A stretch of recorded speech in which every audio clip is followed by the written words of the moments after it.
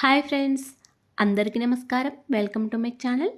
ఈరోజు మన ఛానల్లో మరొక కొత్త రెసిపీ వచ్చేసి ఎన్నో ఆరోగ్య ఔషధ గుణాలున్న మునిగాకు కరివేపాకు పొడిని ఎలా చేయాలో చూద్దామండి. ఇలా చేసిన ఈ మునిగాకు కరివేపాకు పొడి అయితే చాలా టేస్టీగా ఉంటుందండి. అన్నంలోకి అయితే ఈ పొడి వేసుకొని కొంచెం నెయ్యి వేసుకొని తింటే చాలా టేస్టీగా ఉంటుందండి. ప్రతిరోజు ఒక ముద్ద ఇలా తింటే హెల్త్కి కూడా చాలా మంచిది.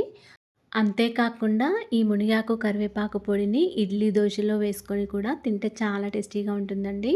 ఇలా మీరు ఒకసారి ట్రై చేసి చూడండి. అలాగే మన వీడియోస్ని ఫస్ట్ టైం చూస్తున్నట్లయితే మా ఛానల్ని సబ్స్క్రైబ్ చేసుకోండి అండ్ ప్లీజ్ సపోర్ట్ చేయండి.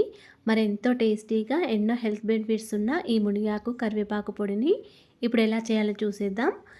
ఈ పొడి కోసం మునిగాకును ఈ విధంగా తెంపుకొని పెట్టుకోవాలండి. ఓన్లీ ఆకులను మాత్రమే తీసుకోవాలి. రెమ్మలేమి లేకుండా ఆకులను ఇలా తెంపుకొని పెట్టుకోవాలి. మునిగాకు అయితే కొద్దిగా ఎక్కువ క్వాంటిటీలో తీసుకున్నానండి. ఇలా కరివేపాకుని కూడా ఒక్కొక్క ఆకును తీసుకొని పెట్టుకోవాలి. కొద్దిగా కరివేపాకు తక్కువ క్వాంటిటీలో తీసుకున్నాను. ఈ విధంగా ఆకులన్నీ తెంపుకొని పెట్టుకున్న తర్వాత ఈ మునిగాకు కరివేపాకును ఒక 2-3 సార్లు శుభ్రంగా వాటర్తో కడుక్కోవాలండి. మట్టి ఏమైనా ఉంటే పోతుంది. 2 టైమ్స్ 3 టైమ్స్ వరకు కడుక్కోవాలి. ఇలా కడిగిన మునిగాకును ఒక స్ట్రైనర్లోకి వేసుకోవాలండి. ఆకునంతా కూడా స్ట్రైనర్లో వేసుకున్న తర్వాత ఇలాగే ఒక 10 మినిట్స్ వరకు ఉంచుకోండి. అప్పుడు ఆకులలో ఉన్న ఎక్స్ట్రా వాటర్ అంతా కూడా బయటికి పోతుందండి. అలాగే కరివేపాకును కూడా ఒక 2-3 సార్లు శుభ్రంగా కడుక్కొని స్ట్రైనర్లో వేసుకోవాలి. 10 మినిట్స్ తర్వాత స్ట్రైనర్లో ఉన్న ఆకును మొత్తం ఇలా ఒక కాటన్ క్లాత్పై పలుచగా ఆరబెట్టుకోవాలండి. ఇలా పలుచగా వేసుకోవాలి ఆకును మొత్తం కూడా. వీలైతే ఎండలో కూడా ఆరబెట్టుకోవచ్చు. ఎండలో అయితే ఒక 10 నిమిషాల వరకు ఆరబెట్టుకొని ఉంచుకోవచ్చండి. ఇలా ఫ్యాన్ గాలికైతే ఒక 1 అవర్ అయినా ఆరబెట్టుకొని ఉంచుకోవాలి. మొత్తానికి ఈ ఆకులన్నీ కూడా డ్రైగా అవ్వాలండి. అప్పుడే మనకి కరివేపాకు మునిగాకు పొడి అనేది పర్ఫెక్ట్గా వస్తుంది. లేకపోతే మనకి పచ్చడిలాగా వస్తుందండి. అందుకే ఆకులపైన తడమి లేకుండా చూసుకోవాలండి. ఇలా ఆరబెట్టుకున్న ఆకులను మొత్తం ఒక ప్లేట్లోకి వేసుకోవాలండి. కరివేపాకు మునిగాకు వేరువేరు ప్లేట్లోకి తీసుకోవాలి. తర్వాత స్టవ్ ఆన్ చేసుకొని ఏదైనా కడాయి పెట్టుకొని ఇందులోకి ఆరబెట్టుకున్న మునిగాకును వేసుకొని ఫ్రై చేసుకోవాలండి.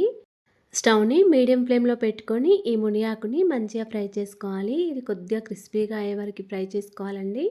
ఒకవేళ మీకు తడిగా అనిపిస్తే కొద్దిసేపు ఎండలో పెట్టుకొని మంచిగా ఫ్రై చేసుకోండి. అప్పుడు మనకి పొడి అనేది పర్ఫెక్ట్గా వస్తుంది. ఇలా కొద్దిగా క్రిస్పీగా అయ్యే వరకు ఫ్రై చేసుకోవాలి. ఇలా ఫ్రై చేసుకున్న ఈ మునిగాకుని వేరొక ప్లేట్లోకి తీసుకొని పక్కకు పెట్టుకోవాలండి. తర్వాత మళ్ళీ అదే కడాయిలో కరివేపాకును వేసుకొని ఫ్రై చేసుకోవాలి. ఈ కరివేపాకుని స్టవ్ని మీడియం ఫ్లేమ్లో పెట్టుకుంటూ ఇది కూడా ఫ్రై చేసుకోవాలండి.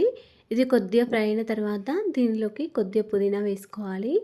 నేనైతే కొంచెం పుదీనా కూడా వేసుకుంటున్నానండి. మీ దగ్గర పుదీనా లేకపోతే స్కిప్ చేయొచ్చు. కానీ పుదీనా వేస్తే ఈ కరివేపాకు మునిగాకు పొడి మరింత టేస్టీగా ఉంటుందండి. ఈ పుదీనా ఫ్లేవర్ చాలా టేస్టీగా అనిపిస్తుంది. పుదీనా వేసి ఫ్రై చేసిన తర్వాత ఇలా కొద్దిగా కరివేపాకు క్రిస్పీగా అయ్యే వరకు ఫ్రై చేసుకోవాలండి. ఇలా ఫ్రై చేసిన ఈ కరివేపాకుని కూడా ఒక ప్లేట్లోకి తీసుకొని పక్కకు పెట్టుకోవాలి. తర్వాత స్టవ్ ఆన్ చేసుకొని మళ్ళీ వేరొక కడాయి పెట్టుకొని ఇందులోకి ఒక టేబుల్ స్పూన్ వరకు ఆయిల్ వేసుకోవాలి. ఆయిల్ వేడిన తర్వాత ఒక 2 టీ స్పూన్ల వరకు పల్లీలు వేసుకొని కొద్దిగా ఫ్రై చేసుకోవాలండి. తర్వాత దీనిలోకి ఒక 2 టీ స్పూన్ల వరకు మినపప్పు, మరొక 2 టీ స్పూన్ల వరకు శనగపప్పు వేసుకోండి. ఇలా శనగపప్పు మినపప్పు వేసుకొని కొద్దిగా ఫ్రై చేసుకోవాలి. మీరు కావాలనుకుంటే మరొక టీ స్పూన్ వరకు శనగపప్పు మినపప్పు ఎక్కువైనా వేసుకోవచ్చండి. తర్వాత దీనిలోకి ఒక 10-15 వరకు ఎండుమిర్చిని వేసుకొని ఫ్రై చేసుకోవాలి. ఎండుమిర్చిని మంచిగా ఫ్రై చేసుకోవాలండి. స్మెల్ కూడా మంచిగా వస్తుంది ఫ్రై చేస్తుంటే. ఇప్పుడు దీనిలోకి ఒక టీ స్పూన్ వరకు జీలకర్ర, ఒక 2 టీ స్పూన్ల వరకు ధనియాలు, మరొక 2 టీ స్పూన్ల వరకు నువ్వులను వేసుకోవాలి. ఇలా నువ్వులను వేసిన తర్వాత మొత్తం అంతా కూడా ఒకసారి బాగా కలుపుకోవాలి.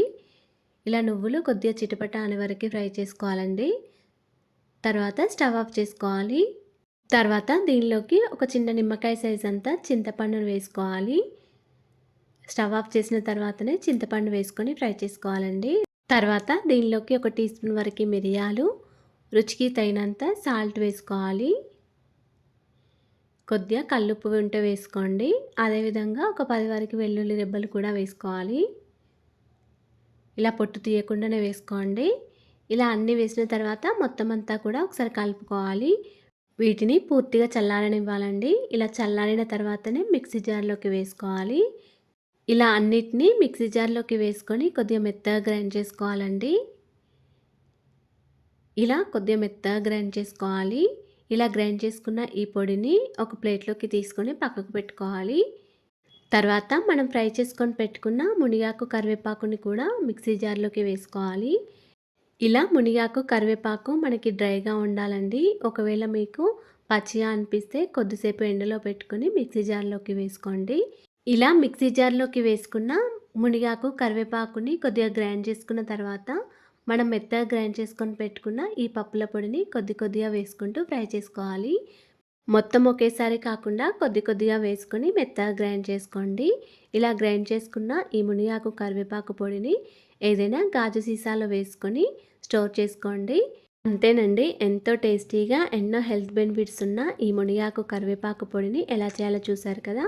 మీరు కూడా ఇలా ఒకసారి ట్రై చేసి చూడండి. వేడి వేడి అన్నంలోకి ఈ మునిగాకు, కరివేపాకు పొడి వేసుకొని నెయ్యి వేసుకొని తింటే చాలా టేస్టీగా ఉంటుందండి.